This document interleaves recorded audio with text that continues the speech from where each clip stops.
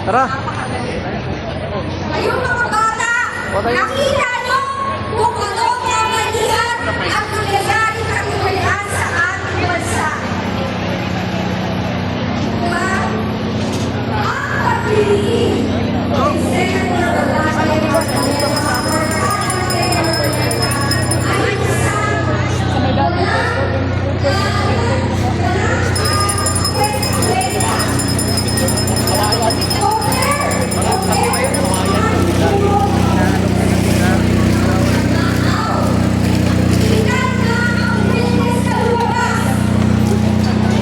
ilan lang, pero ni isa ayaw nilang pakinggan pagpus ito'y kanilang pinakasama at itulo. Pero guess what? Guess what? Si Ombudsman gagamitin ang statement ng retired men in uniform against kay Martin Romualdez. So, kung nagsisinungaling ang men in uniform na mga retired, bakit gagamitin? Ebidensya. Diba? Ang kurap kinakandong ang nagpunyag, kinukulong. Dapat managot ang mga kurakot, no to selective justice. Diba? Grabe ang dami gwapo pala na INC. Malabo yung mata ko pero luminaw ngayon ha. Diba? Ang dami pogi oh. Alam nyo pag kayo pogi, at saka marami maganda, nakita ko na sa likod ha. Pogi oh! Ang pogi oh! Grabe! Ang gaganda din. R1! We are one! We are one! We are one! We are one! Okay, teka lang, sasabihin ko sa inyo ba't kayo pogi? Spiritual yan eh. O kung maganda ang iyong hangarin sa puso at kalooban, maganda rin ang reflection niya sa paglabas sa kaanyuan. Diba? Tignan niyo ba kurap? Ang papangit. Papangit talaga! Pag di tabingi yung mukha, bungal. Diba?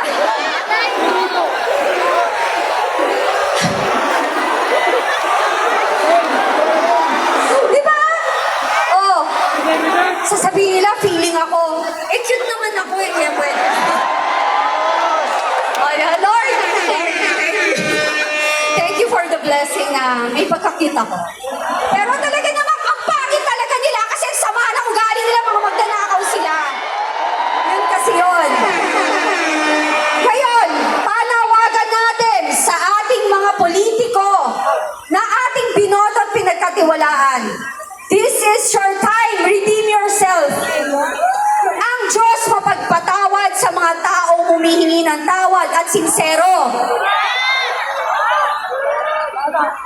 Panahon na, kung kayo man ay nagkasala, humarap kayo sa entabladong ito, umakyat kayo dito at magsalita. Manindigan kayo kung ano at sino ang nagsabuatan sa nakawan sa gobyerno. At kayo ay pagtatanggol ng mamamayang Pilipino. Sa mga men in uniform sa inyo, nananawagan kami, yung ninakaw na pera sa kaban ng bayan, willing ho kaming mga Pilipinong i-donate sa mga men in uniform na magtatanggol sa ating bayan at huliin ang mga magnanakaw na yan. Diba? Willing tayo, ninakaw na eh. Eh di huliin nyo isa't isa, puntahan nyo sa bahay, sure ako may pera doon cash. Maleta. I-check nyo yung basement. Sa Forbes? Sige, sa Forbes. Hindi, piling ko wala na sa Forbes. Saan? Nasa Makati? Nasa EDSA?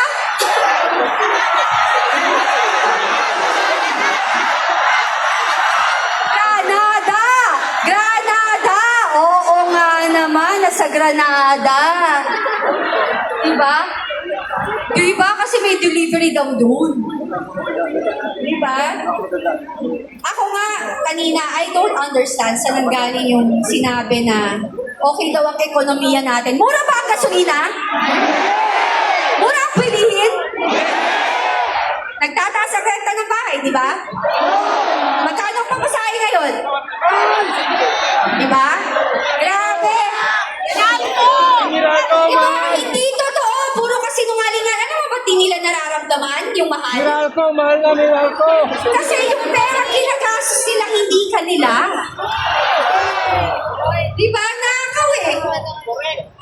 Di ba kagabi sabi ko nga sa inyo, kalyo yan eh. Sa kakapalan ng mukha nila, kalyo na sila. Kahit anong tanggal mo, the more mo tinatanggal, kumakapal pag bumabalik. Di ba? Kalyo. Di ba? Kalyo. Pero alam mo, di ba sabi natin, buhaya sila. Hindi na ho buhaya. Hippopotamus na!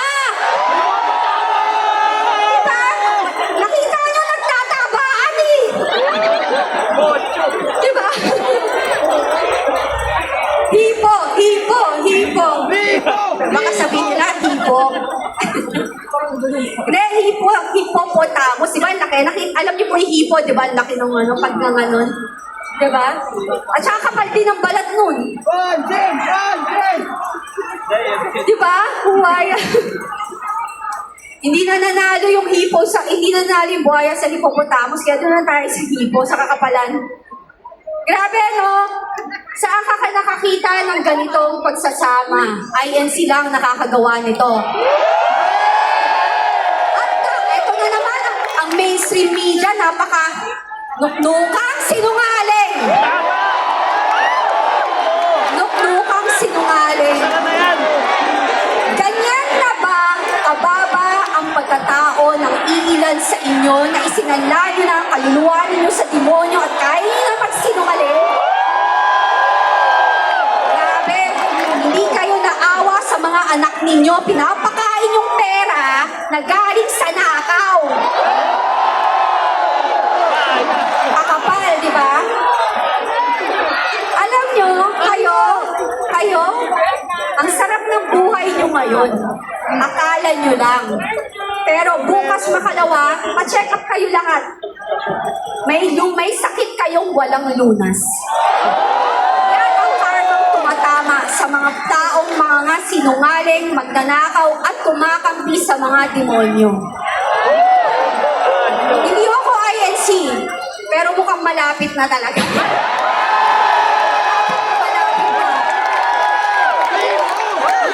Tatapusin lang ho natin itong laban na to. Malapit na. Naging protestante na ako. Born again Christian ako. Born Catholic ako. Pero eto, very inspiring.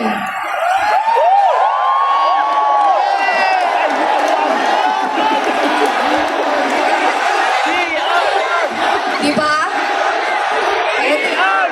Mga kababayan, mga politiko, nakikita niyo mga bata? Hindi kayo nahihiya? Diba? Andito, nabibilad sa araw, nagsasakripisyo, lumalaban para sa bayan, tapos tatawagin yung kulto. Kung sila kulto, gusto ko na maging membro ng kultong to!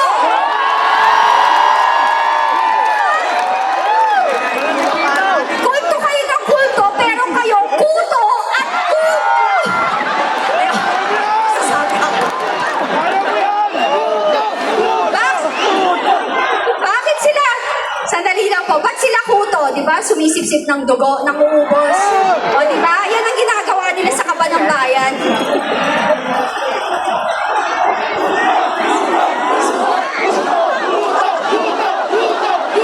Grabe! Alam mo, ang daming magiging leader ng Iglesia ni Cristo na tunay na ipaglalaban ang mamamayang Pilipino. Diba? Ang gagwapo ba? Kaya kayo dyan na naninira sa Iglesia ni Cristo, inggit-pikit lang kayo. Inggit na inggit kayo. Hindi nyo kasi kayang gawin to na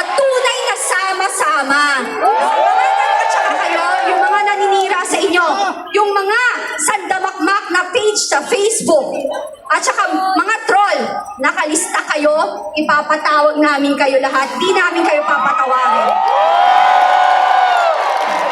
Hindi pwede. Sobra na kayo. Sabi nga na sa Bible, di ba? Di ba meron tayong mga anghel na kapag nakakita ng demonyo, hindi pinapatawad, kinikitil agad at inuubos. Ganun dapat. So mamili kayo, mga politician. Sino kakampihan nyo? Ang Diyos sa langit o ang demonyo dito sa ating lupa? Wala na. Hindi na tayo pwede.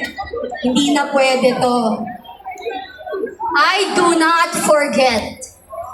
Exactly, we don't forget ang mga kalokohan, kasinungalingan, at kahirapang idinulot nila sa mamamayang Pilipino. May bagyong darating na naman. Diba? May bagyong darating na naman.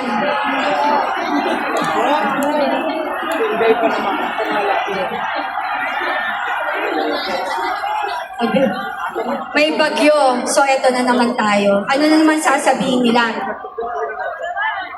Ha? Bagyong bongbong. Diba? O kaya bagyong mandarambongbong. Diba? Hindi na. Hindi tayo pinapakinggan. Hindi, walang hindi nag-iisip. Diba? Hindi na tama. Saan ka nakakita ang politician pag tumatakbo? Halos lumuhod sa atin lahat at mangako. Diba? Lahat, langit at lupa, universe, kung pwede lang sungkitin yung buwan, ibibigay sa atin. Pero pag nanalo na, nasa na tayo lahat? Wala. So sa darating na eleksyon, matalino kayo. Ang INC hindi makakalimot. Yung mga dati, pinagbibigyan nila. Ang INC ay pinagbibigyan ang mga nagkakamali. Pero this time, hindi na pwede. Mapagpatawad, mapagbigay, nakakaintindi. Dahil yan nasa Biblia. Pero hindi na natin pwede po. Hindi ako INC. Sa aking opinion, hindi na ako magpapaloko. Ayoko na! Nakawan sa kaban ng bayan! Tigilan na ang matatamis na salita! Tigilan na ang kasinungalingan! At ako, sa inyong mga magnanakaw, sa mainstream media ng mga sinungaling at mga bayarang troll at sinungaling, tatama ang karma sa iyo simula sa minutong ito. Maraming salamat po, INC! Bilib po ako sa inyo, bago po ako mataas po, respeto ko.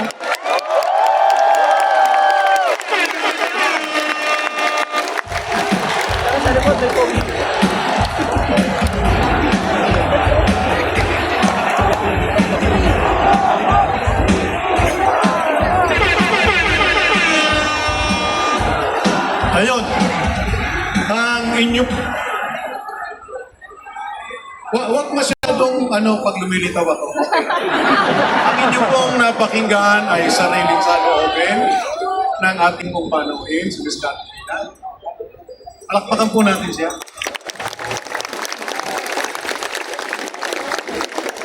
Sa pagkakataong ito ay tingin po tayo sa LED wall, panoorin po natin ito. Mga kababayan, mga kasama at mga kapwa Pilipino, nandito tayo ngayon hindi para sa isang tao lamang. Nandito tayo dahil ang institusyong tinatawag nating pamahalaan ay unti-unti nang nawawalan ng moral na pundasyon.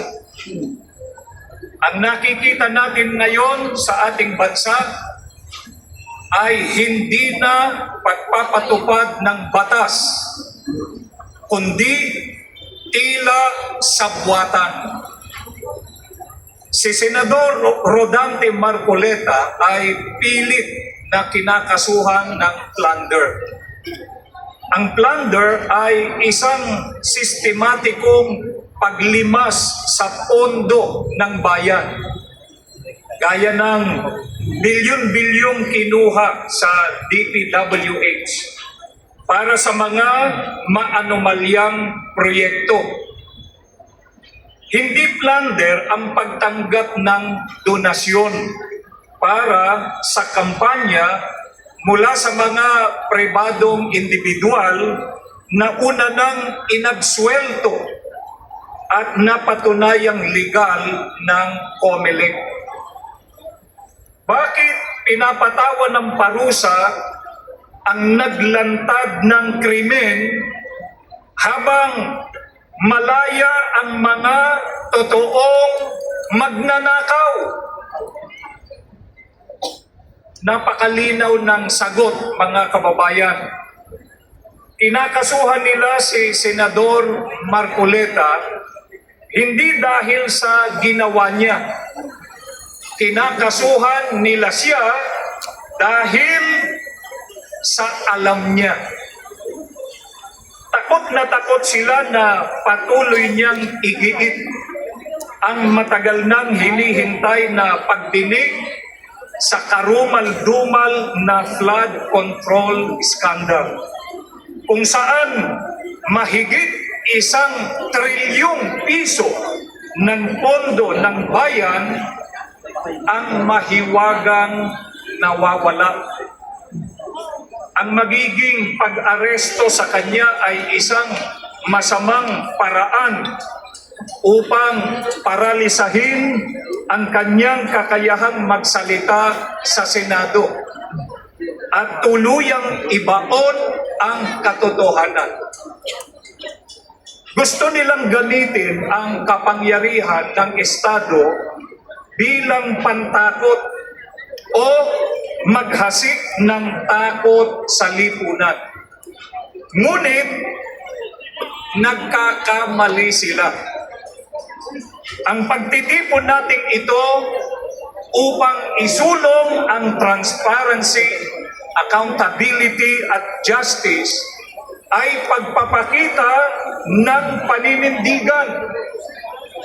Hindi ito kailanman sedisyon, bagkus ay pagpapakita ng demokrasya upang ilantad ang kasamaan ng mga kawatan. Kung ang isang mambabatas na nagtatanggol sa batas ay kayang gawan ng imbentong kaso ng gobyerno upang ipakulong, wala ng sinumang ordinaryong Pilipino ang ligtas sa ilalim ng sistemang ito. Ang selective justice ay tahasang kawalan ng katarungan, at kapag ang Estado ay naging taga-usig sa halip na tagapagtanggol, ay patay na ang demokrasya. Dapat maalaala ng mga tiwaling opisyal na ang inyong posisyon ay hiram lamang mula sa mga naghihirap na taong bayan na inyong ninanakawan. Sa tulong at katarungan ng Panginoon Diyos, ang katotohanan ay mananaig. Ang mga huwad na naratibo ay mabibigo at malalantad ang kasamaan. Isigaw natin lahat, sabay-sabay, isigaw po natin, hustisya para sa taong bayan. Hustisya para sa taong bayan. Hustisya para sa taong bayan. Hustisya para sa taong bayan. Panagutin ang mga tunay na kurakot. Panagutin ang mga tunay na kurakot. Maraming salamat po.